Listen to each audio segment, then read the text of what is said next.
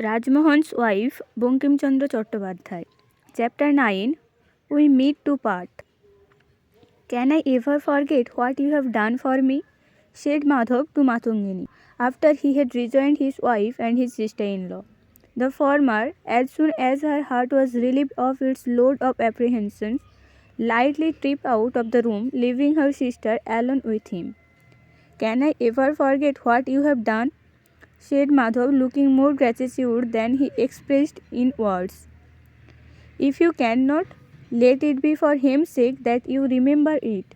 Should she ever fall under your displeasure, which heavens forbid, may the memory of her sister's suffering obtain her pardon.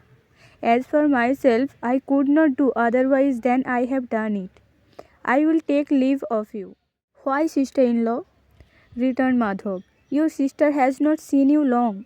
She will be overjoyed to be with you for a few hours more. When it is day, my palki will convey you to your home, if you cannot longer remain. Why depart tonight and on foot?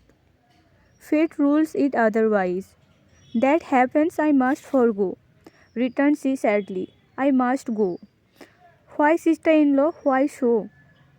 Asked Madhav again. Cannot your sister's husband know the reason? He, said she, as much with shame as with sorrow.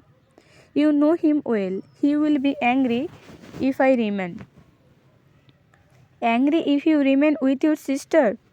Again inquired Madhav. Did you promise him to return so soon? Does he know where you are? No, said she, I did not promise him anything, nor does he know where I am. Strange, said Madhav. I don't understand how then you could come. Was he at home when you left? Ask not such questions, replied she. A dark suspicion crossed Madhav's mind at this reply, but he soon abandoned it as groundless. He sat musing in deep silence for moments, during which Matungini kept fixed on him her large, blue, sorrowful eyes. Why do I linger? She said at length. I go. Corona will go with me. Farewell, added she sadly, her voice growing thick. Fare you well.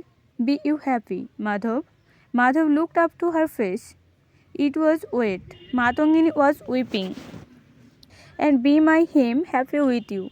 You weep, said Madhav. You are unhappy. Matungini replied not, but sobbed.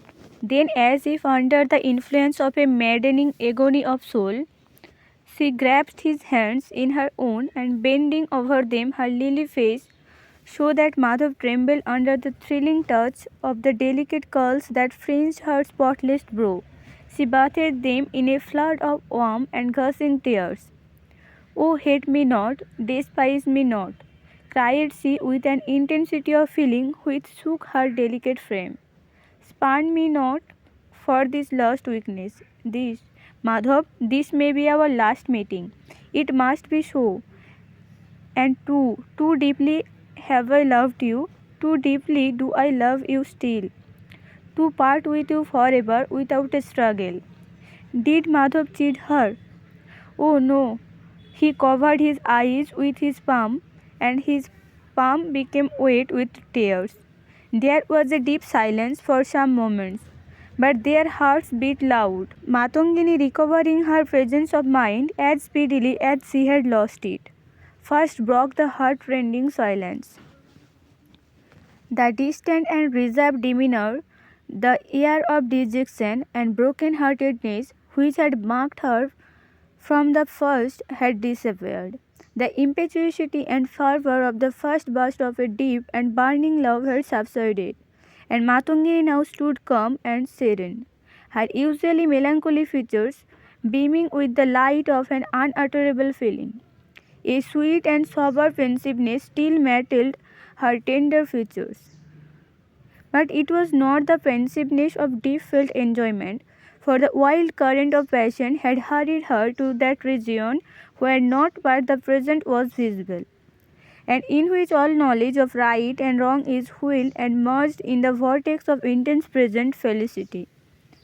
Was not Matungini now in Madhav's presence?